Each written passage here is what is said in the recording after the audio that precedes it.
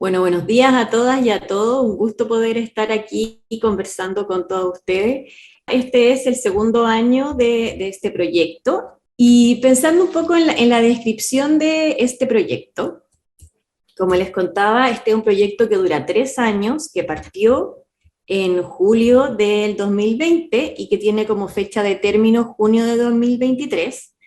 Es un proyecto financiado por la cooperación canadiense y un proyecto que estamos realizando en 5 países y en 10 territorios.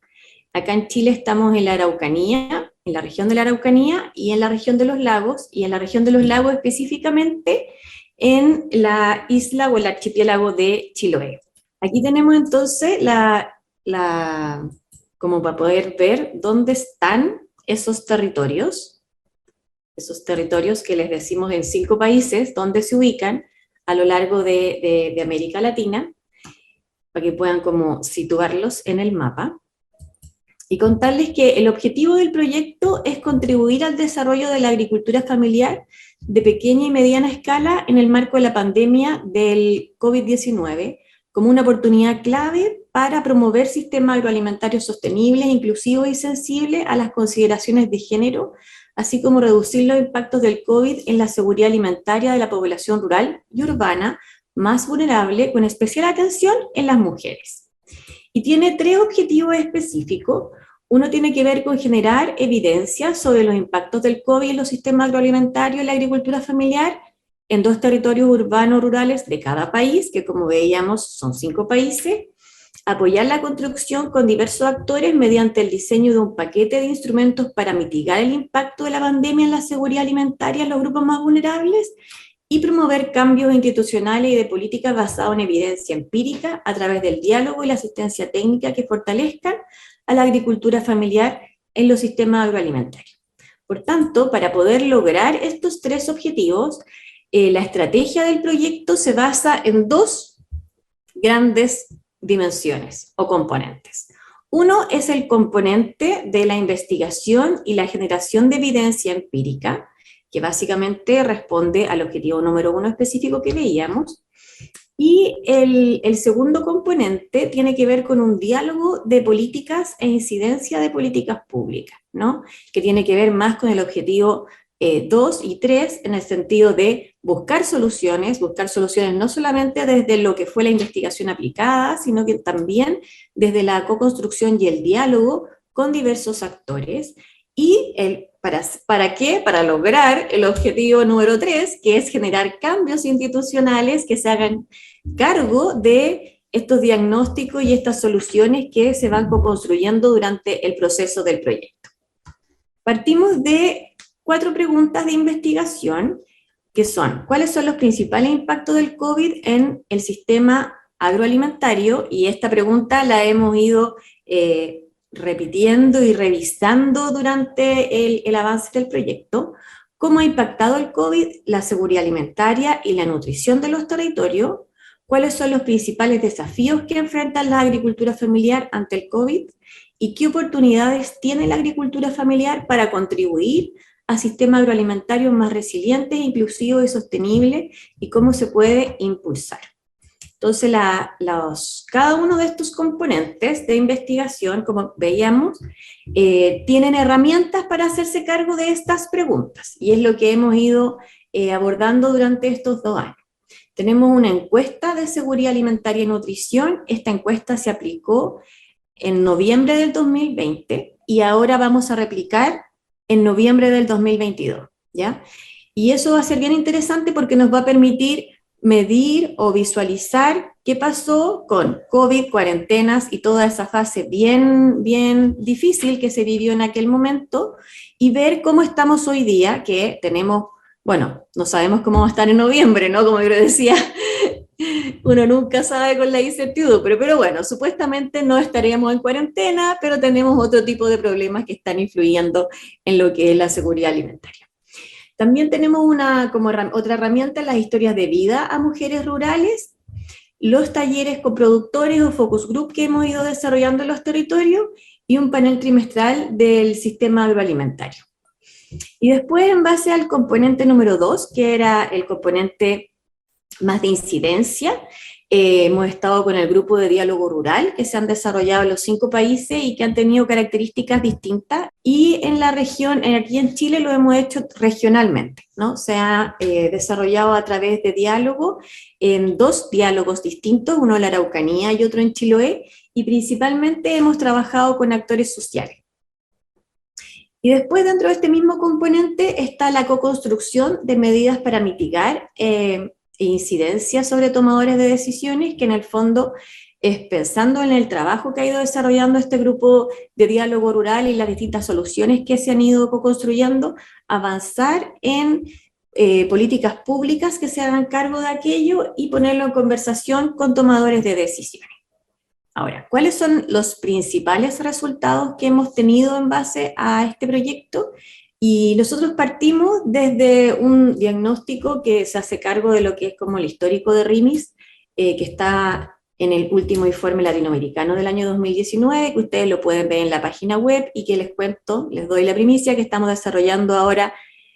un próximo informe, así que a fin de año vamos a tener datos actualizados de aquello. Pero en este informe del 2019 se observaba que en Chile se presentan niveles de medianos a altos de desigualdad territorial en el cumplimiento de la Agenda 2030 y sus dimensiones del bienestar, que los avances registrados reproducen o incluso acentúan las desigualdades territoriales, que la desigualdad territorial interactúa con otras desigualdades, como los factores territoriales afectan diferencia de manera importante a mujeres o jóvenes. Este proyecto tiene un eje específico en mujeres. La desigualdad territorial no es un fenómeno aleatorio, son los territorios más rurales y pequeños los que concentran mayores rezagos vinculados a su abandono, y a las políticas son espacialmente ciegas. Y la pandemia no ha mantenido al margen a los territorios rurales, que se han visto igualmente impactados y que ya presentaban mayores niveles de desigualdad. En cuanto a los resultados de incidencia del proyecto, podemos contar que en Chile, Ecuador y Colombia se ha generado el establecimiento de grupos de diálogo territorial con reuniones virtuales y presenciales, según las condiciones que existían. La discusión de los resultados de investigación y elaboración de diagnósticos se ha hecho de forma consensuada en estos espacios, y también se han identificado necesidades y dimensiones clave para poder trabajar y avanzar en estas soluciones que yo les contaba que era algo importante para el proyecto. En Chile hemos estado trabajando, y la verdad es que el día martes tuvimos la última sesión de lo que fue el GDR acá en Chile, donde presentamos la última versión de estos proyectos o policy brief, que vamos también a difundir prontamente, con una propuesta y recomendaciones que surgieron también de lo que fue este trabajo de 1 año y medio que realizamos con los grupos de diálogo rural. Uno es de escuelas agroecológicas campesinas, que surge desde Chiloé, y el otro tiene que ver con cadenas cortas de valor a través de una intermediación solidaria para lo que es la región de la Araucanía. Ahora, para el desarrollo del proyecto, nosotros trabajamos el análisis de la información en base a este esquema, en el fondo, donde primero se visualizan motores de cambio, que tienen que ver con biofísicos ambientales, políticos y económicos, socioculturales, demográficos y tecnológicos, una mirada amplia de los distintos motores que pueden incidir en el sistema. Luego observamos las cadenas de valor, viendo los insumos, la producción, procesamiento, distribución y desechos. Esto relacionado con el entorno alimentario, básicamente puntos de venta y acceso físico, acceso económico y social, y preferencias personales y culturales, y los resultados que de esto emerge en relación a la seguridad alimentaria y nutrición, al empleo, ingreso y crecimiento, equidad social e inclusión, medio ambiente y cambio climático. Y así como se va retroalimentando. Entonces, desde esta perspectiva de análisis, lo que nosotros pudimos ver es que la irrupción del COVID fue un motor biofísico que ha inducido una dinámica de cambio en el sistema alimentario. La irrupción generó en un primer momento medidas de reducción de la actividad y el movimiento. Esto tuvo impacto en las cadenas de valor y en el entorno alimentario, que fueron generando distintas respuestas, tanto públicas como privadas, ¿no? Algunas más tardías, que otras, y otras además que se fueron complementando, ¿no? Podemos recordar lo que fue las distintas respuestas que se dieron en nuestro país, como partimos con la entrega de canastas de alimentos, luego tuvimos un IFE que fue incrementándose, es decir, distintas medidas que fueron mutando durante los 2 años en que se dio más fuerte la pandemia. Y desde el punto de vista del impacto de la pandemia en el sistema alimentario, tanto en insumos como en producción, en procesamiento, en distribución y desecho, tenemos una dificultad con respecto a los puntos de venta y el acceso físico, ¿no? Y bastante distinta la posibilidad de aquellos productores que tenían acceso a la venta por internet, como una forma más resiliente de hacerse cargo en aquellos momentos de la cuarentena. También en relación a la reducción de ingresos y pérdida de poder adquisitivo en los productores, donde recibieron apoyos estatales y comunitarios reducidos y diversos también desde el punto de vista de cada país en el cual se fue observando, donde también se observó un cambio en las preferencias personales y culturales de consumo, donde se daba una importancia a las medidas sanitarias, higiene, en la puesta en venta de los alimentos, y donde se observó una caída de la demanda, una compra de alimentos a crédito, una compra de alimentos a domicilio y por lo tanto la posibilidad de tener acceso a esas ventas, y también un cambio hacia las compras, hacia los locales en los cuales se establecían las compras. Y por lo tanto tenemos los resultados de la inseguridad alimentaria y el empobrecimiento de las dietas, o empeoramiento de las dietas, y eso quedó súper reflejado en lo que fue la encuesta y los resultados de esa primera medición en cada uno de los países, y un mayor impacto en inseguridad alimentaria entre los hogares liderados por mujeres, ¿ya? Y eso efectivamente se dio una tendencia en todos los países a través de la encuesta de ese antecedente. Se dio una disminución del poder adquisitivo y el riesgo de contagio, las limitaciones a la movilidad han generado la caída en la demanda de alimentos y cambio en la forma de abastecerse a los hogares. Los resultados de prevalencia de la inseguridad alimentaria mayor entre los hogares liderados por mujeres ha propiciado un despliegue de apoyos públicos y comunitarios, y estos cambios se transmiten hacia el resto del sistema alimentario, sumándose a otros impactos directos de la pandemia sobre las cadenas de valor y sus actores. Como para la agricultura familiar, se generan obstáculos a la comercialización, pero también se abren algunos espacios de oportunidad derivados de las cadenas cortas. Entonces aquí tenemos algunos resultados de la encuesta en relación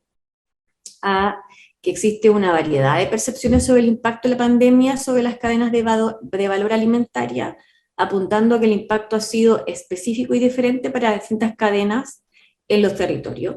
Las disrupciones han afectado principalmente al eslabón de transporte, logística y distribución, y han conducido al cierre de fuentes de empleo y la pérdida de ingresos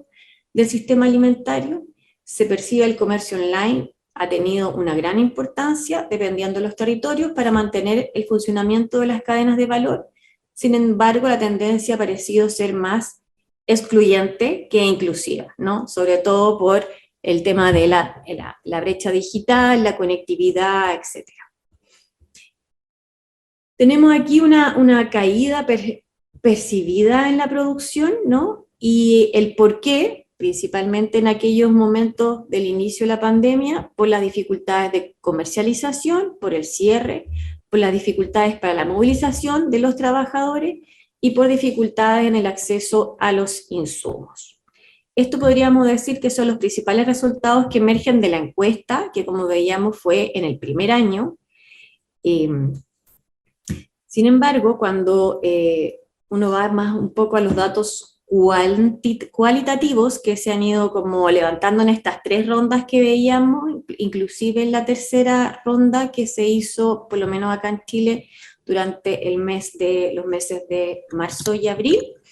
se puede observar que en el primer momento hubo miedo, incertidumbre y aislamiento, y que esto fue agudizado en las zonas rurales, un debilitamiento y a la vez importancia del capital social, ¿no? Un incremento de la carga de trabajo para las mujeres, en el sentido de más de triple carga, los niños en la casa, la alimentación y todo eso, incluso la limpieza de todas las cosas recaía con las mujeres.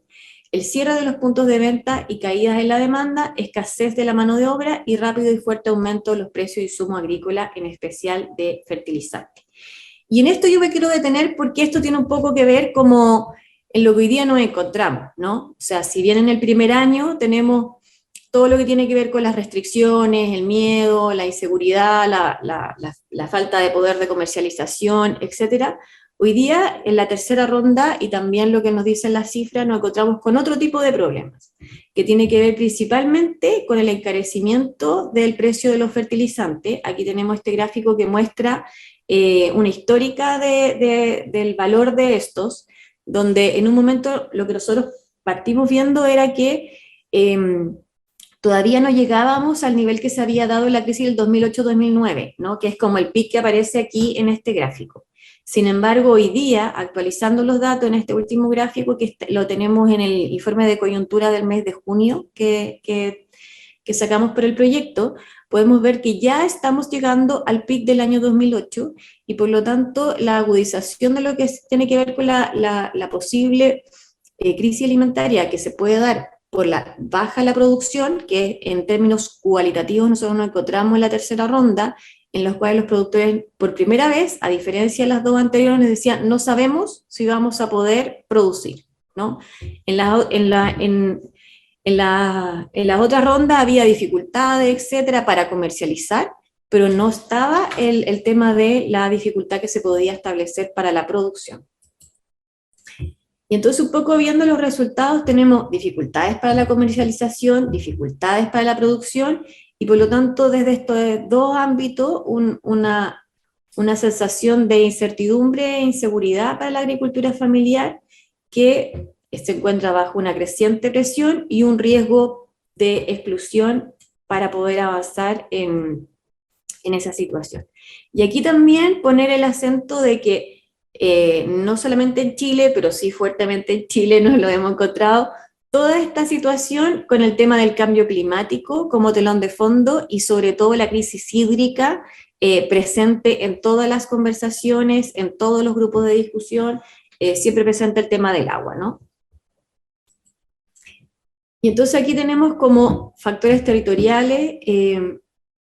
que han ido influyendo, ¿no? El impacto medioambiental, el apoyo institucional, la infraestructura, la vinculación con los mercados, la estructura productiva del territorio y los conflictos de inseguridad, que también es una variable a poner en la conversación, no solamente en Chile o lo que nosotros podríamos pensar como lo que más sale en la prensa en relación a la región de la Araucanía, sino que también cuando uno pone en conversación lo que sucede en otros territorios de estos 5 países, el tema del conflicto, la inseguridad y la violencia está presente en Guatemala, ha estado presente en México fuertemente y también en Colombia. Factores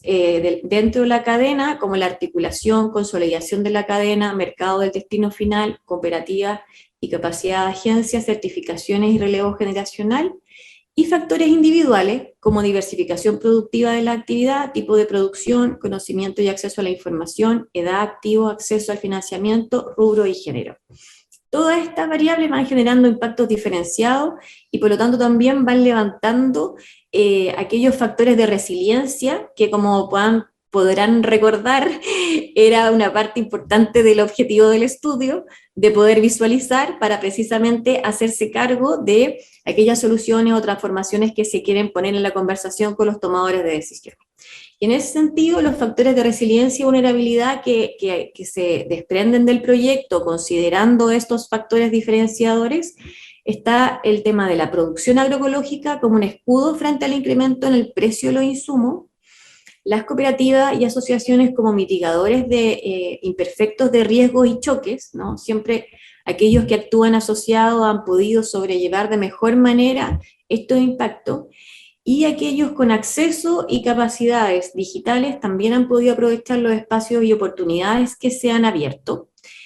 Y también el tema de los fenómenos medioambientales, la volatilidad de los precios, el incremento en precios de insumos, de fertilizante e inseguridad, como los principales factores de vulnerabilidad que, superadas las cuarentenas, las cuarentenas por el COVID siguen estando presentes en la conversación que hoy día tenemos, y lo más probable es que sea lo que más vamos a poder visualizar su impacto durante este último año del proyecto y en la medición de la encuesta en su segunda línea que se va a aplicar en el mes de noviembre de este año. Y entonces aquí es donde podemos observar un contexto de crisis alimentaria que supera, está influida por el COVID, pero también tiene relación con lo que es los efectos de la guerra en Ucrania, etcétera, que hoy día podemos ver en los territorios, ¿no? Existe un conjunto de variables que explica una inminente crisis alimentaria en América Latina. Está la inflación de los alimentos, el aumento de los costos de los insumos y alta dependencia de estos, por eso que el tema de cómo avanzar en agroecología nos permite también pensar en una mejor sobrevivencia a esta situación, y una recuperación incompleta en base a lo que ha sido el COVID, y también siempre un telón de incertidumbre con respecto a lo que puede pasar. Y entonces aquí tenemos las últimas cifras que aparecen del informe que entregó la FAO hace 2 o 3 semanas, en el cual nos van mostrando que la inseguridad alimentaria se ha duplicado en América del Sur, que ha ido empeorando, que obviamente las mujeres son las que viven mayores vulnerabilidad, y que la guerra de Ucrania ha tenido un impacto en lo que sucede, y por lo tanto nos encontramos en un momento de incertidumbre. Y aquí es como poner en la conversación que este es un estudio que nace por el COVID, para mirar lo que pasa en la agricultura familiar campesina, que tiene ese gatillante, pero que se comienza a implementar y aparece fuertemente el tema del cambio climático, la crisis climática y la crisis hídrica como telón de fondo y siempre permanente, y que hoy día además nos encontramos con otra situación de crisis, y por lo tanto es cómo el sistema alimentario se puede sobrellevar en un mundo de crisis sobre crisis y incertidumbres en las cuales nos toca un poco cómo vivir. Muchas gracias.